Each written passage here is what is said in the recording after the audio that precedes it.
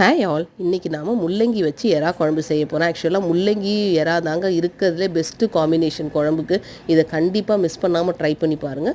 ஆக்சுவலாக இதுக்கு சட்டியில் செஞ்சால் தான் இன்னும் நல்லா அருமையாக இருக்கும். சட்டியில் ஒரு 1 ஸ்பூன் எண்ணெய் ஊற்றி ஒரு 10 பல்லு பூண்டு, 10 சின்ன வெங்காயம் இது எல்லாத்தையும் நல்லா வதங்கினதுக்கப்புறம் நம்ம ஒரு 1/4 கிலோ அளவுக்கு முள்ளங்கி எடுத்துருக்கோம். அதையும் நல்லா கட் பண்ணி அதில் போட்டு நல்லா வதக்கிடுவோம். நல்லா முள்ளங்கி எவ்வளோ வதக்கி நம்ம செய்கிறோமோ அந்த அளவுக்கு ஃப்ளேவராக இருக்கும் அந்த குழம்பு முள்ளங்கி வாசனையோட. இப்போ கத்திரிக்காய், முருங்கைக்காய், தக்காளி இது எல்லாத்தையும் நல்லா வதக்கிடுவோம். இதையும் ஒரு தடவை வதங்கினதுக்கப்புறம் நம்ம ஒரு 3 ஸ்பூன் அளவுக்கு வீட்டில் அரைக்கிற குழம்பு மிளகாத்தூள் சேர்த்துக்குவோம். அதையும் இந்த எண்ணெயிலே வதக்கிடுவோம். அப்போ தான் அந்த பச்சை வாசனை இல்லாமல் நல்லாயிருக்கும். ஸோ நல்லா இது வதங்கினதுக்கப்புறம் இந்த காய் மூழ்கிற அளவுக்கு மட்டும் நம்ம தண்ணி சேர்த்துக்குவோம். ஏன்னா புளி ஊற்றணும். பாதி அளவுக்கு காய் வெந்ததுக்கப்புறம் புளியை சேர்க்கணும்.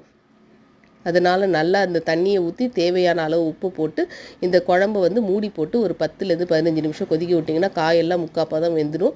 இதுக்கப்புறம் நம்ம ஒரு எலுமிச்சம்பழம் சைஸ் அளவுக்கு புளி எடுத்து அதை கரைச்சி இது கூட சேர்த்துக்கிட்டு இது கொதிக்கும் போதே நம்ம ஒரு ஸ்பூன் அளவுக்கு எண்ணெயில் நம்ம எடுத்து வச்சுருக்க எறாவை வாஷ் பண்ணி க்ளீன் பண்ணி வச்சுருக்கோம். அந்த எறாவை போட்டு நல்லா வதக்கிடுவோம். இதை ரொம்ப முன்னாடியே சேர்க்கணும்னு அவசியம் இல்லைங்க. எறா டக்குன்னு வெந்துடும்.